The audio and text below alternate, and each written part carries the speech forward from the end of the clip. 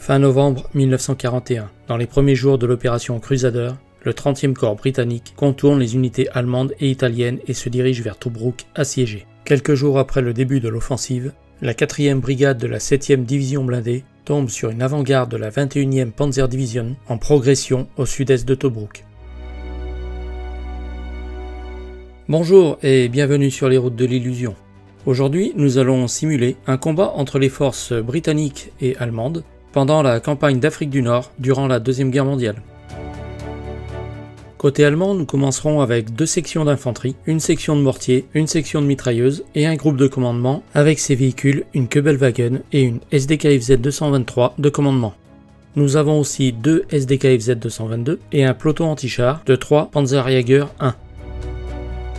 Arriveront en renfort au tour 3 un groupe de combat et ses 3 camions Opel Blitz, ainsi que 2 pelotons de 3 Panzer 3G.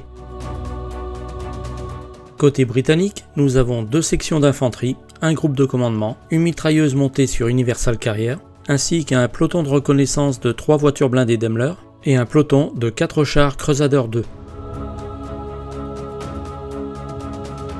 Arriveront également en renfort au tour 3 une section de mortier et une mitrailleuse montée sur Universal Carrier, un canon anti-char, une section d'infanterie montée sur camion, ainsi qu'un peloton de 4 chars Matilda 2. Les Allemands se placent en premier, à l'ouest de la table de jeu, le long de la route principale. Une section d'infanterie et un groupe de mitrailleuses au nord, à l'abri de couverts légers. La section de mortier sur la colline centrale qui borde la route et le groupe de commandement à proximité. Non loin de là, le peloton de reconnaissance sur la route principale. Plus au sud, la 2e section d'infanterie et son groupe de mitrailleuses.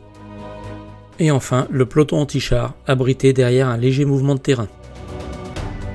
Les Britanniques se déploient groupés au sud-est de la carte. La première section d'infanterie, suivie du groupe de commandement et de la mitrailleuse à bord de l'Universal Carrier, puis la 2e section d'infanterie, et enfin au sud, le peloton de chars et le peloton de reconnaissance.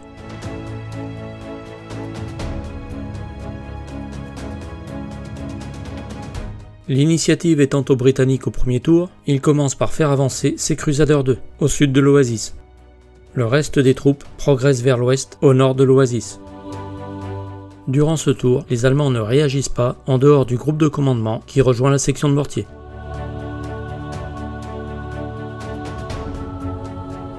Les Britanniques obtiennent l'initiative au tour 2. Ils avancent leur Crusader à demi-mouvement afin de faire feu sur le peloton anti-char allemand. Mais ceci étant protégé, c'est un échec. Les Panzerjäger 1 ripostent et détruisent un char anglais. Les Daimler poursuivent leur progression sans réaction allemande, et l'infanterie britannique prend possession de la colline au nord de l'Oasis. Mais cette fois, la section de mortier allemande réagit lorsqu'elle voit apparaître les premières troupes anglaises. La section ouvre le feu, mais touche à côté. Les Allemands, décidément très prudents, replient également leurs véhicules de reconnaissance.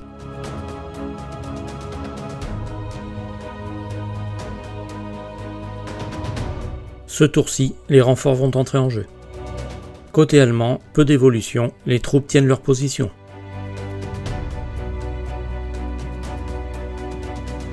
Côté britannique, en revanche, toutes les troupes ont progressé. Le peloton de reconnaissance vers le nord, l'infanterie au centre, et les chars Crusader 2 au sud.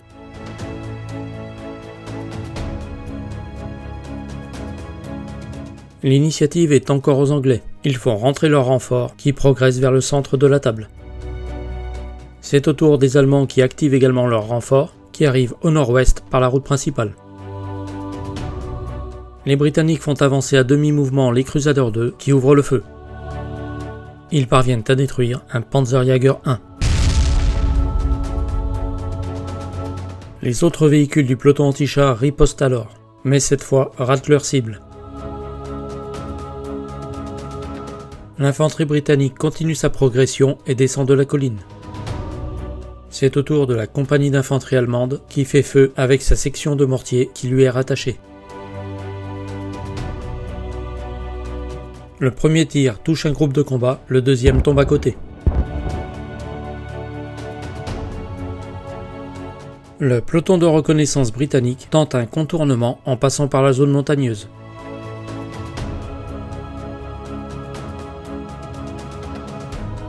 Les Allemands obtiennent enfin l'initiative et font feu avec leur peloton anti-char. Ils détruisent un Crusader II. Mais les 2 survivants du peloton ripostent. Leur tir s'avère très efficace.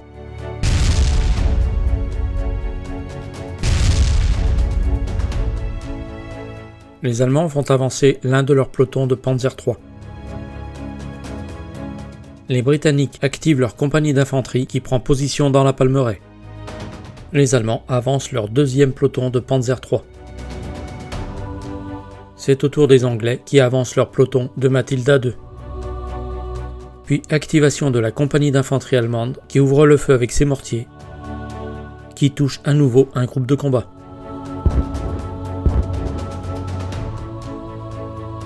Les Britanniques font alors avancer le reste de leur infanterie ainsi que le canon anti-char.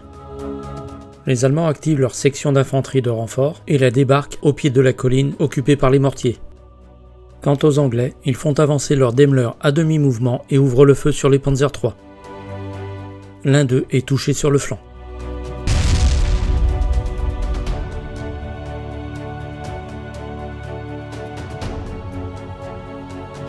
L'initiative est à nouveau aux Allemands. Ils activent leur peloton de Panzer III et engagent les chars Crusader. Ils parviennent à toucher l'un d'entre eux. Le dernier char britannique du peloton riposte, mais sans succès. Ignorant la menace des Daimler anglaises, le joueur allemand continue de faire avancer son dernier peloton de Panzer III. Celles-ci continuent leur progression à demi-mouvement, font feu, mais sans succès. C'est à la compagnie allemande d'être activée qui fait feu avec ses mortiers. Ceux-ci éliminent un groupe de combat déjà démoralisé. Le joueur anglais active le reste de ses unités et fait débarquer sa dernière section d'infanterie.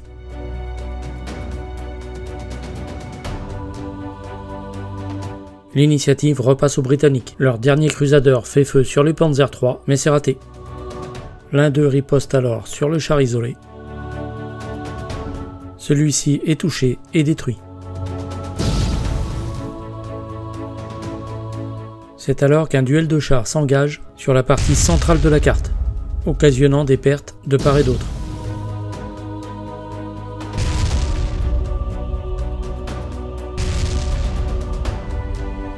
L'issue est toutefois à l'avantage des Britanniques.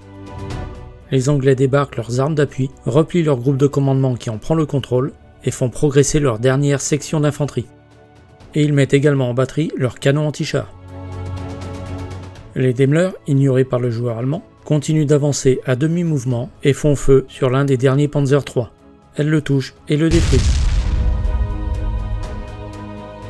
Pendant ce temps, le joueur allemand prend l'initiative de lancer sa compagnie d'infanterie en avant afin d'attaquer les positions britanniques. Il fait appuyer l'infanterie par les 2 automitrailleuses SDKFZ 222. De plus, il fait à nouveau tirer ses mortiers. Toutefois, ceux-ci changent de cible, prenant à partie la dernière section d'infanterie anglaise, mais tapent à côté.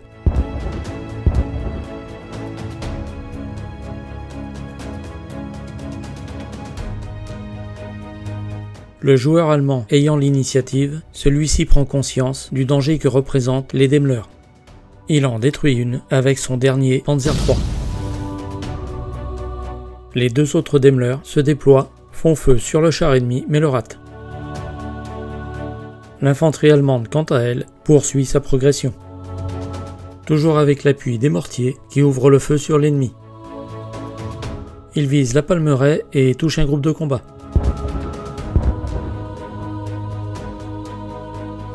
Les chars Matilda II ouvrent le feu et détruisent une automitrailleuse allemande. Le canon anti-char de 6 livres tire sur la 2e automitrailleuse, qu'il détruit.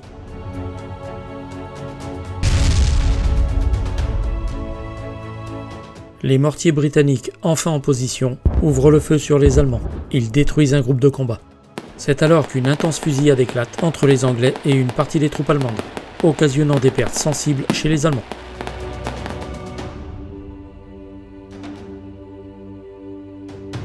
Nous sommes arrivés à la fin de la partie qui était prévue pour 7 tours. les deux joueurs font le bilan.